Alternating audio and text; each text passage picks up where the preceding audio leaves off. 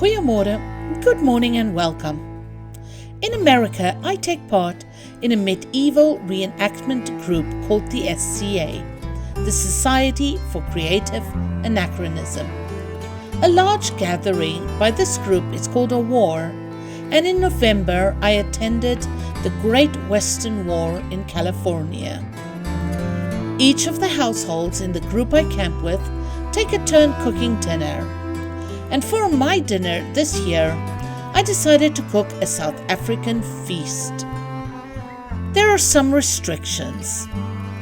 I wanted to be able to pre-cook as much as possible, since all the cooking happens on camp stoves. So I chose Bobotie and rice, a boerewors roll with smoor, and koeksisters for dessert. For a midnight feast, we would fry up some samosas. I will be sharing each of these recipes in individual videos, so please subscribe and let me know if you try out any of them. Bobotie is something like a South African meatloaf, but it's not nearly as dense and uses a lot more spices. It also comes with a savory custard topping, so actually it's nothing like meatloaf. If anyone can think of a better description, please let me know in the comments. Before you start, set the oven to preheat at 350 degrees Fahrenheit or 180 degrees Celsius. I am not a recipe cook.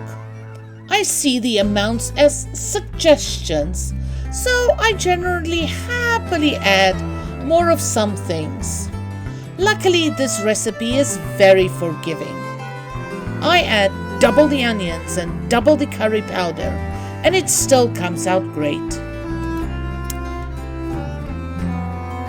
A lot of Cape Town recipes start with a very similar basic spice mix. Curry powder. I use Raja. I did not even know the name. It's just the box that everyone reach for. I bring very large boxes of it home with me from South Africa, but in Las Vegas I was lucky to find this at the international market. Add to this some turmeric, some salt, a tiny little bit of sugar, freshly ground black pepper, and a dash of lemon juice. First, you chop up some onions. My stepdaughter once told her grandmother that my favorite vegetable is onions. This is because so many of my recipes start with browning up some onions. Once the onions are lightly brown, you mix in the spices and brown everything a bit more, making very sure you do not burn the spices. Now set this aside and soak the bread in the milk. Squeeze most of the milk out of the bread and set the milk aside for later. Mix the bread and meat, starting to break the meat down. We grill the meat until it is browned. We keep working at it and breaking it up so that there are no large chunks. Add the onion and the spices back into the pan and cook all of it together for a bit.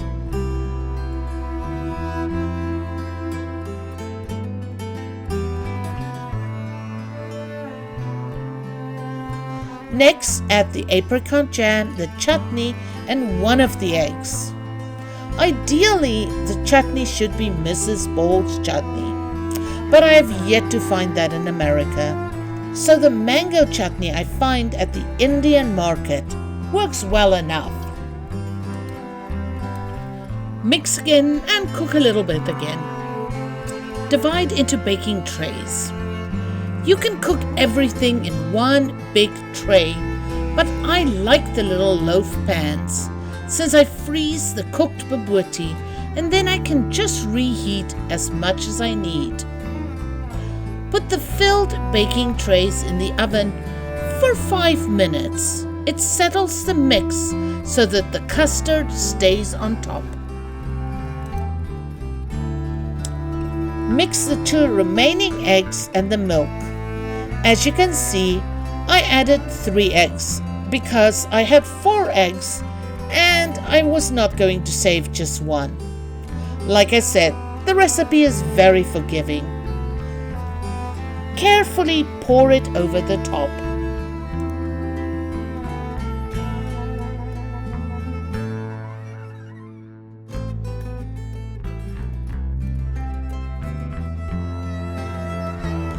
Now stick a few leaves in the top.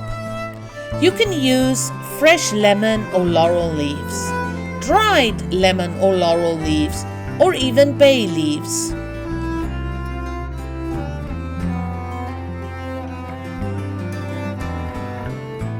Bake for 30 minutes.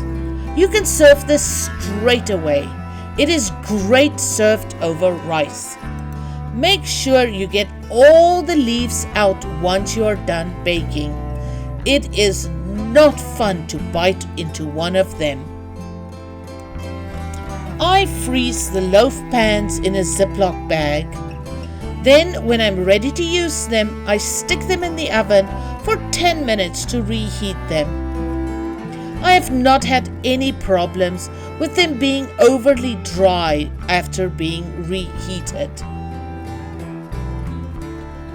South Africans will notice that I did not add raisins. Traditionally, Bobotie would have raisins, but I find that Americans do not like this at all, so it's easier to just leave it off. This was a huge hit. It helped that everybody in our camp are adventurous eaters. But even those who only took a small portion to try it out soon went back to get a much larger portion. One of the reasons I am making this video is because everybody wanted the recipe to try for themselves. My South African viewers, what should I introduce these Americans to next? Comment with your favorite South African recipe that's difficult to mess up.